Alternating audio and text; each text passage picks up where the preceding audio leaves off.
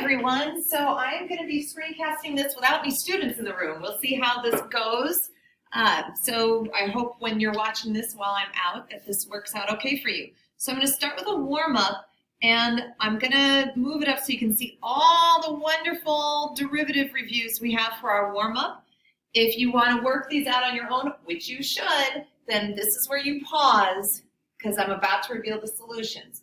So pause the video right here, work out all of these, as many as you can, and then unpause in just a moment and I will show you the solutions. Okay, so first derivative we should all get. It's a simple polynomial. Answer 6x minus 2. Hopefully everyone's okay with that.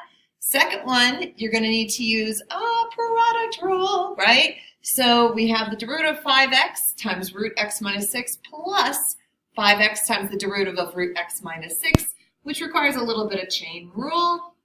And we end up with this plus this, or if you combine the fractions, you can simplify it to 15x minus 60 over 2 root x minus 6.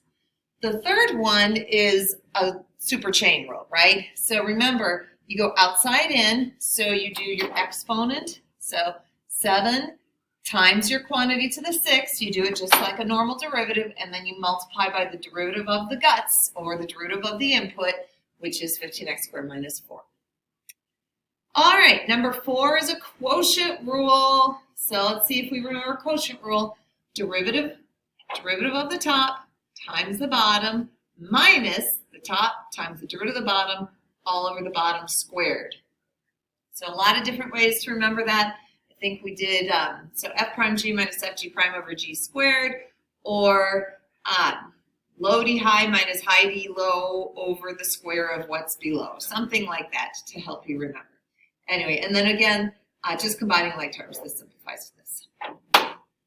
Sine, this is the sine of 8x. Derivative of sine is cosine, but you have to multiply it by the derivative of the argument. So the answer would be 8 cosine 8x. Derivative of e to the x is e to the x, but when the exponent isn't just an x, you have to multiply by the derivative of the exponent. So our derivative is 12 e to the 4x.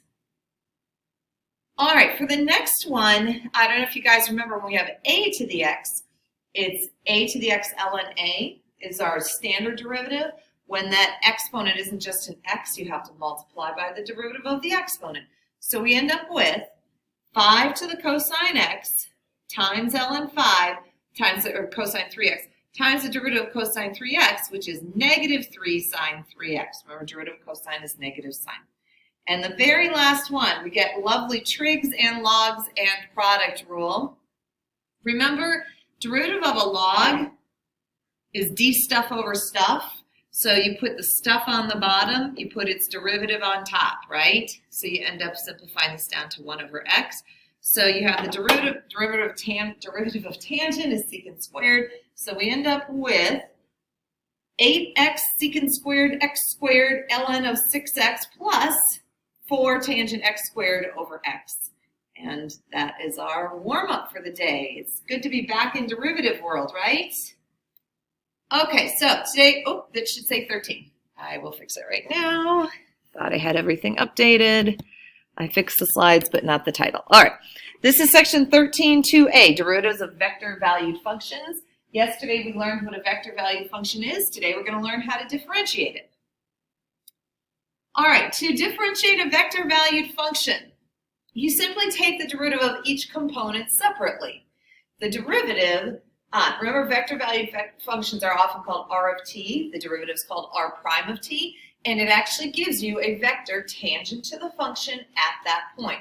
So it's called the r prime of t, it's called the tangent vector, and it's like a direction vector for your tangent vector. All right, so for example, suppose r of t is 1 over t, ln t, e to the 2t. Find r prime and then sketch the position vector and the tangent vector at t equals 1. So I want you to pause the video here, work this out. You don't have to do the sketching yet, but I'll show you how to do the sketching once you come back. All right, so here's our solution. So r prime of t, so the derivative of 1 over t, remember that's t to the negative first, so the derivative is negative t to the negative second, or negative 1 over t squared. Derivative of ln t, that's just 1 over t. And the derivative of e to the 2t would be 2e to the 2t. So our r prime of t would be negative 1 over t squared, 1 over t, 2e to the 2t. You just take each derivative separately, easy peasy. If we want the actual tangent vector at 1, you just plug in a 1. So r prime of 1 would be negative 1, 1, and 2e squared. How do we sketch these?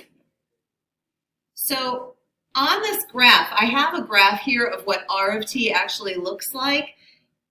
Sketching's not easy, so bear with me. To draw the actual position vector, the position vector is the vector from the origin to the point that we're talking about. At this case, our point is where t equals 1. So the actual point, the endpoint of the vector would be 1, 0, and then e squared. Oops, not a vector, just a point. So we would be going from the origin to the point 1, 0, e squared, which is like somewhere around here. It's kind of hard to say, but it's somewhere around there. That would be your position vector. So I'm going to write, that's the position vector.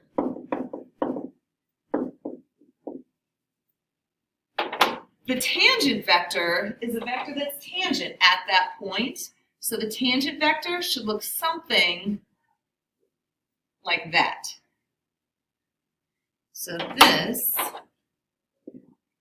would be the tangent vector. Something like that. So something, there's your point of tangency, and then it should match the slope of the curve at that point. Roughly. Just do your best with that. Okay. Smoothness. So a curve is smooth at all intervals where the derivative is continuous and the derivative is not 0, 0, 0, or 0, 0. It's not all zeros. So all components must equal 0 at the same value of t for us to lose smoothness. And so what we call those little sharp points, we call them cusps or nodes in 3D. So determine the intervals on which r of t is smooth. So the first thing we need to do is find r prime of t. R prime of t, of course, would be 3, 2t, and 1/4. So if r prime of t, I'm going to write above here, the solution's here, but I'm going to write above it. If r prime of t is 3, 2t, and 1/4, well, is there any value of t that can make all three of these components 0? Of course not. Which means that r of t would be smooth everywhere. So r of t is smooth for t, for all real values of t.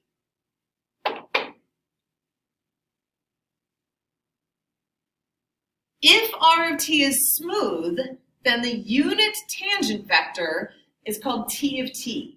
A unit tangent vector gets used a lot. We're going to use this throughout the course, not just in this unit, but actually in future units as well. All it is it's the same as the tangent vector, which is r prime, but it's a unit version. So you take, to get a unit vector, you take the vector and divide it by its magnitude. T of t, which is called the unit tangent vector, is just r prime divided by its magnitude. This seems silly, but this actually has a lot of applications. So we're going to use this from time to time. So right now we're just going to do a quick one.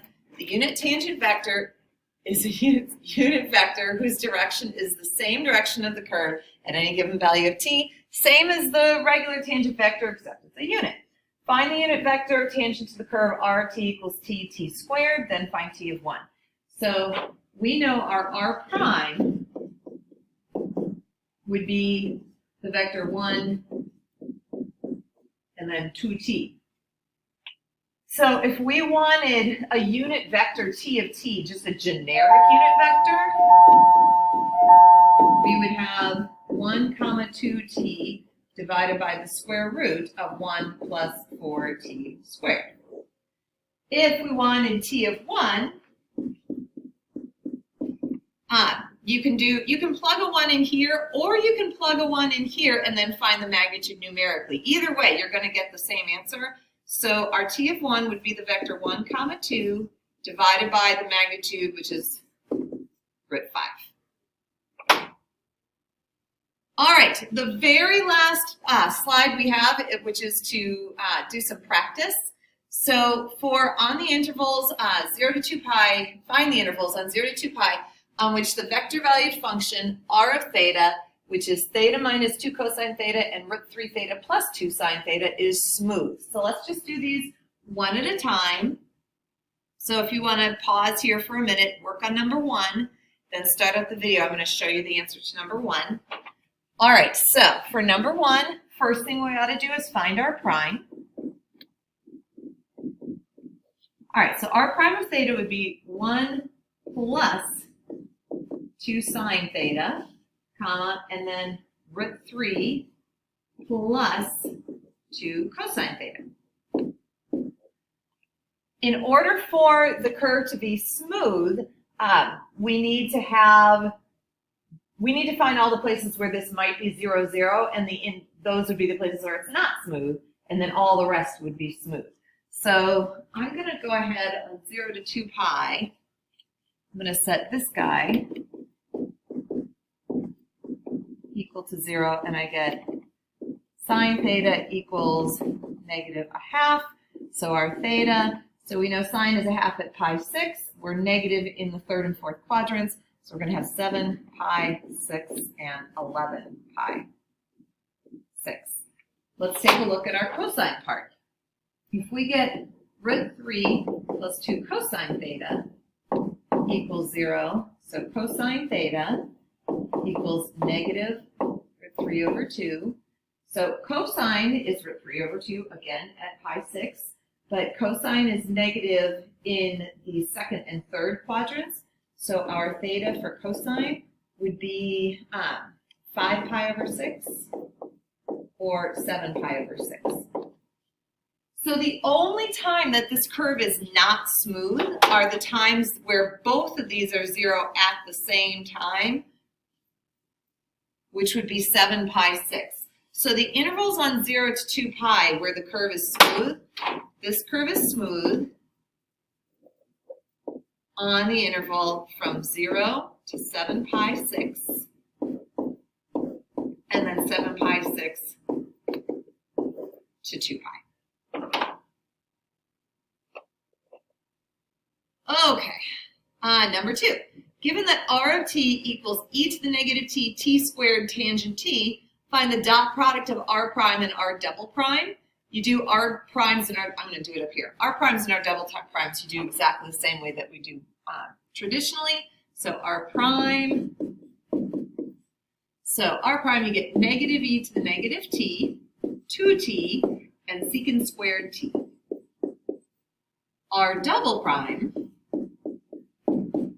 so it's the derivative of the derivative, so you get positive e to the negative t, 2, and then the derivative of secant squared, think of this as secant to the 2nd power, so it's 2 times secant to the 1st times the derivative of secant, which is secant tangent, so you get 2 secant squared tangent t. And there's our second derivative. So the dot product of these two would be, I am so going to run out of space here.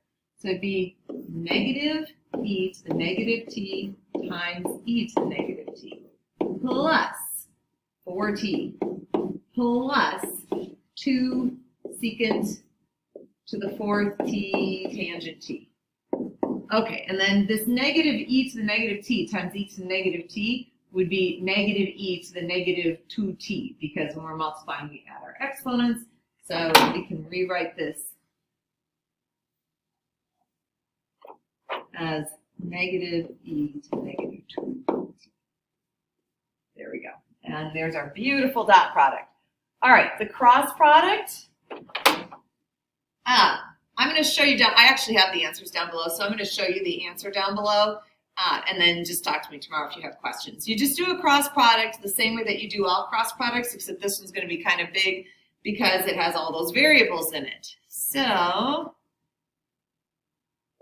Okay. All right, so this is the answer right here. So the answer to the cross product, this is after you do all that work, is 2t tangent t minus t squared secant t.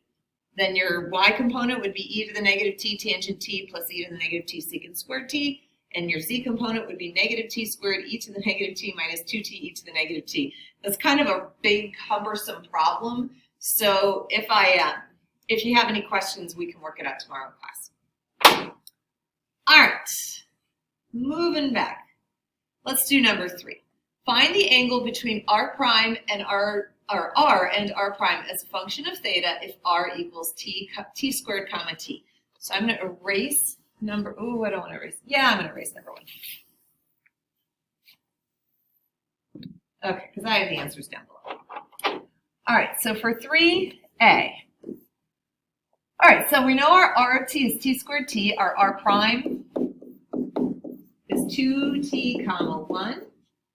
All right, and we want the angle between those two vectors. So we know that the cosine of the angle would be, it's the dot product divided by the product of their magnitudes. So, you know what, I'll write it down. R dot r prime over magnitude of r prime. All right, so let's see. Dot product, so we end up with 2t cubed plus t over, all right, and then the magnitude of the first one, so you'd have t to the 4th plus t squared, t to the 4th plus t squared, and the magnitude of the second one, you would have, let's see, here we go, 4t squared plus 1.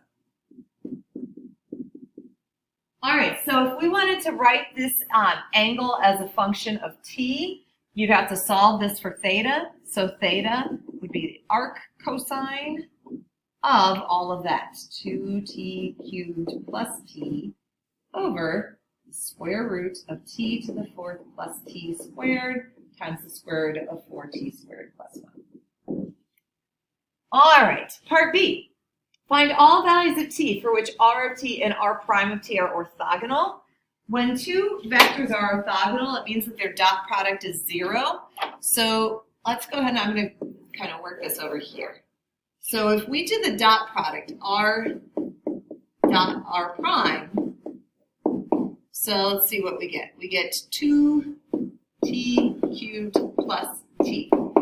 And we want this to equal 0. So let's see, if we factor out a t, so we get 2t squared plus 1 equals 0. So we either get t equals 0 or t equals the square root of negative 1/2, which can't happen. So the only solution to this is t equals 0. Now, if I plug a 0 into my original vector r of t, I get the vector 0, 0. And if I plug the 0 into r prime, I get the vector 0, 1. So because these two vectors have a dot product of 0, they're orthogonal. The thing that struck me when I did this, though, is kind of weird because 0, 0 really isn't a vector. 0, 0 is actually kind of like a dot, right, at the origin in space. So how can you have a vector perpendicular to a dot? So Sophie, you'll be happy to know that I actually looked this up and found out that the vector 0, 0 is actually considered orthogonal to all other vectors in the whole world. So just by definition of the dot product being 0, it is accepted that even though it's a point, it's technically the 0 vector, so it is perpendicular to everything. All right, so that is your 3 problems. I'm going to show you the formal solutions one more time, just in case you need to see them. There's my whole description that I typed up, but then decided not to use for problems 2 and 3. All right, and there's number 1. All right, so that is it. Short lesson, right? So you guys should have plenty of time to get your web assignment done. Please behave for your sub, and I will see you tomorrow.